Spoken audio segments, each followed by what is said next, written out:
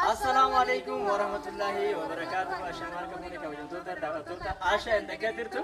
Akkam jirtan nagaa jirra alhamdulillahi rabbil alamin daawwattoota keenya har'a keessan argitan kana deebinee dhufnee jirra. Egaa kabajamtoota daawwattoota keenya akkuma argaa jirtan kana har'a aanillee Ashallee jechuudha yuunifoormii qabannee dhufnee jirra uffannee jechuudha. Yuunifoormii kana immoo maaliif akka uffanne ka jedhu asumaan duubni keenya kun ni mul'isa jechuudha. Egaa kabajamtoota daawwattoota keenya kanaan dura akkuma beekamu meeshaalee adda addaa isin dhiyeessaa turre.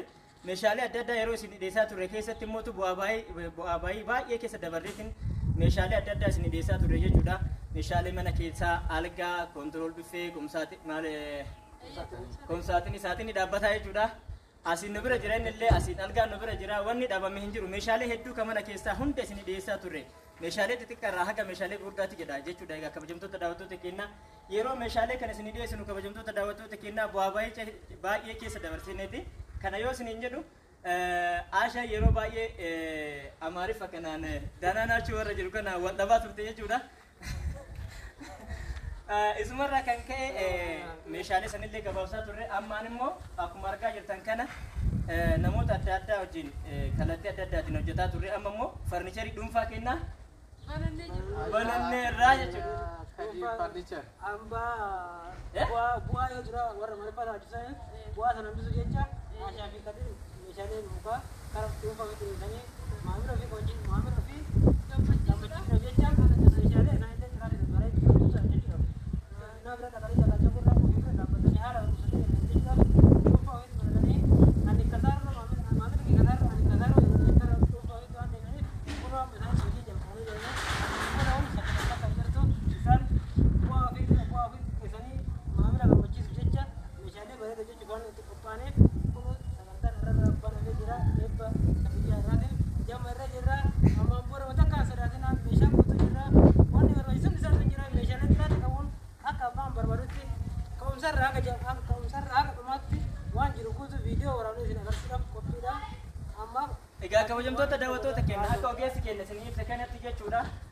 Meeshaalee isin barbaadan kamiyyuu kwaalitii isin barbaadanii diizaayinii isin barbaadanii isin filattaniin jechuudha isinii hojjechuudhaaf kanaan dura bu'aa baay'ee hedduu keessa dabarree jirra akkuma isiniin jedhe namoonni yeroo nuti ajaaju kwaalitiin isaa yeroo gadi bu'u jira yeroo akka nuti yaadnetti nun hojjetamne jira kana hunda hambisuuf jecha kabajamtoota daawwattoota keenya Ashaa inda gadirtu biratti mana farnicherii bananne isiniin jechuu barbaade yeroo kana isiniin jedhu immoo ogeessota baay'ee beekamoo ta'anii fi akkuma san immoo ogummaa isaanii sirnaan gonfatan qabanneetiniin farnicherii kana bananne jechuudha.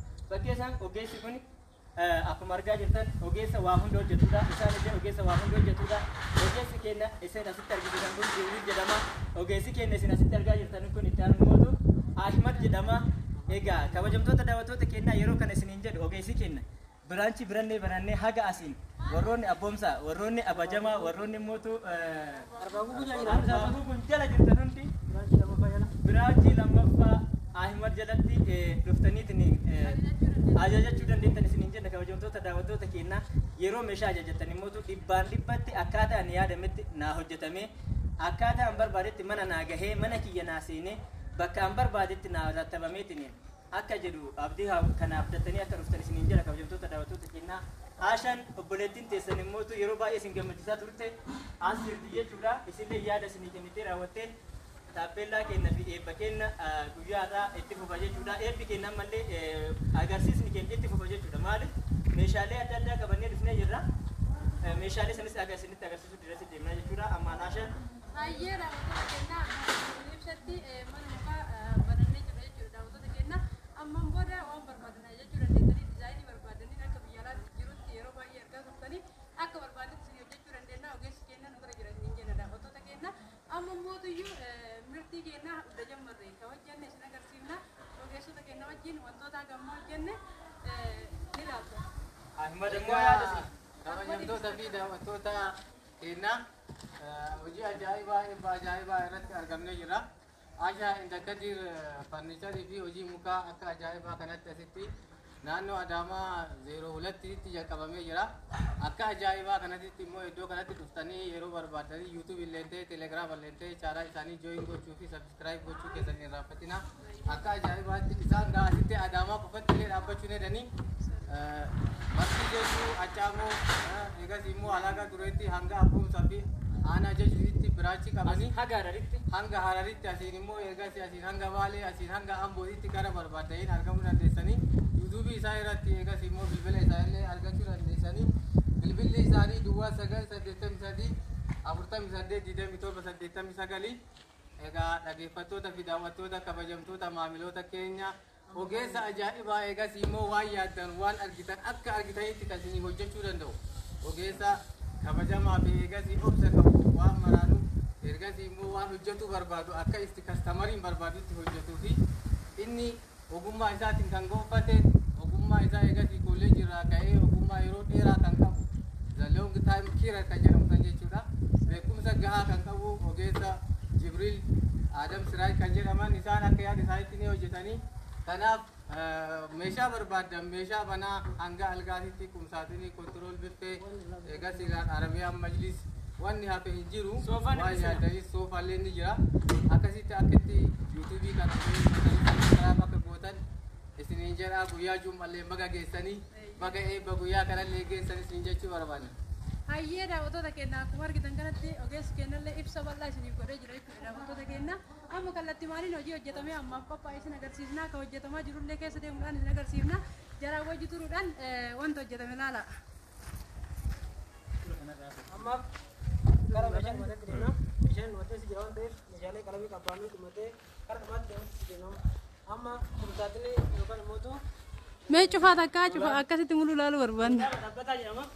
Eeyyeen. Kuni abbaan haga barbaade meeshaalee mana guutuu jechuudha. Kumsaatiin girgiddaa kumsaatiin jechuudha mana waltu. Kuni girgiddaa kumsaatiin jedhama. Akka inni barbaadutti akka abbaan barbaadutti haala abbaan barbaadutti hojjetamee xumuramee jira. Meeshaan egaa hojjetames kunu dhumatee asirree qalamiin qabamee asirraa wal sodaachista kan jiru. Qabannaa deebisee maaxafaa deebisee miidhee fi deebisee qalamii deebisee hanga dhumaatti meeshaan irraa hojjetame meeshaan sadarkaa tokko kan jedhamu hojjetame asiin abbaa barii lamaati. Kumsaatiin kun walii galatti abbaa barii jahati kumsaatiin barii jahati. Meetira lamaa fi seentimeetira 40. Asiin barii lama kun meeshaa keessa irra jira. Barii lama akkasuma jira. Akkuma kun qabattee jechuudha. Kun lamaan gaafa guutee jedhe gara barii kanatti deebi'a. Barriin kun addatti jirti. Isin masaabaa lama qabu jira kana. Masaabaa sasandee shaatariidha. Meeshaa bareedaadha.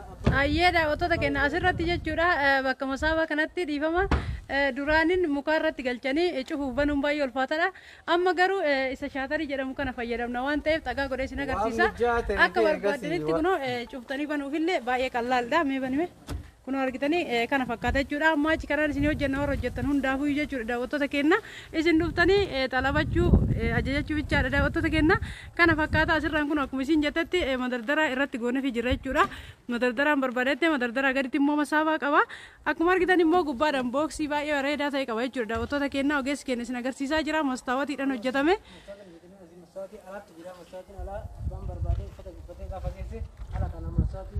Dhaabatee ilaalaa jechuudha. Asumatti akka barbaadetti jechuudha. Gara sirraa kaasee garanaatti agarsiisa. Hayyee daawwattoota keenya. Manyitaa keessa agarsiisuu danda'a akka barbaadetti. Sirri. Asiin kilaasii tokko jira. Goota gaddaraa jira. Asiin kilaasii tokko jira. Kunis madardaraan qaba. Abbaa masaqee haguum. Iddoo itti uffataatti. Fannifataniidha daawwattoota keenya isinitti hin dheeressinu kana bichaa miti meeshaa hedduu agarsiifna waan ta'eef daawwattoota keenya kallattii mangara algaa.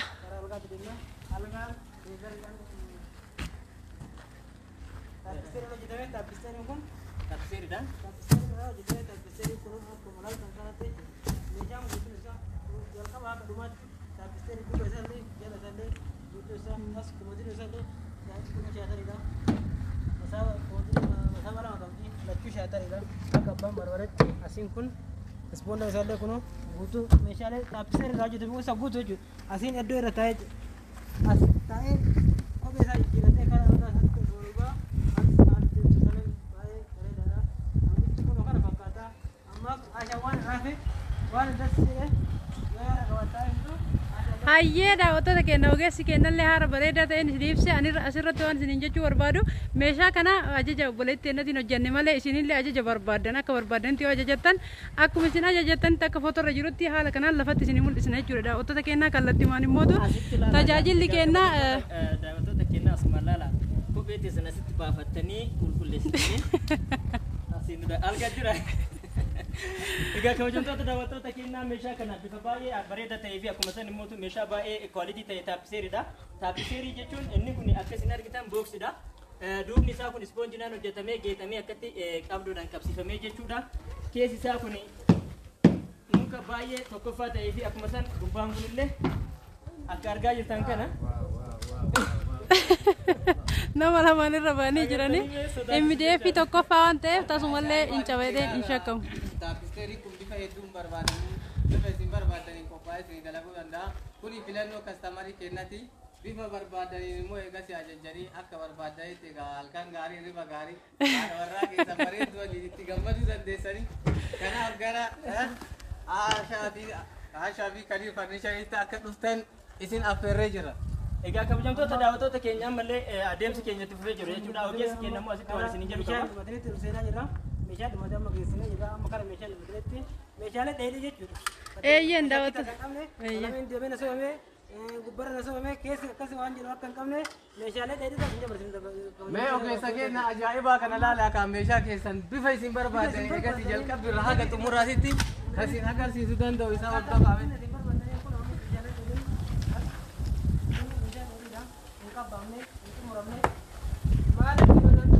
Video kan agarsiisu waan barbaanne fi namni immideefiin kun immideefii hin taane hojjetamee keessa qalamii qabamee qalamii na sobe akka hin jenneef kun asiniin banamtii barreen tun meeshaa mistiraa ta'e meeshaalee eegas abbaan barbaade keessa kaawwatee isiin tun mistira jechuun beeksiftu. Meeshaan kun meeshaa dheedhiidha. Waan asirraa bitaa kan jiru. Egaa kabajamtoota daawwattoota keenya ogeessi keenya baay'een isaa dubbatanii jiru. Yeroo meeshaalee kana dhiyeessinu bifa tokkoffaa ta'een dhiyeessina jechaadha. Akkuma argaa jirtan meeshaan kun maaliif osoo qalamii hin dibamin irra dibanii wal fakkeessuun hin danda'ama jechuudha. Meeshaa kana fakkaatu bifa sadii hin baasuun hin danda'ama jechuudha. Meeshaan kun meeshaa tokkoffaarraa hojjetame isiniin jechuu barbaade ogeessi keenya isin ibseera. Kana bichaa miti ammallee itti fufa.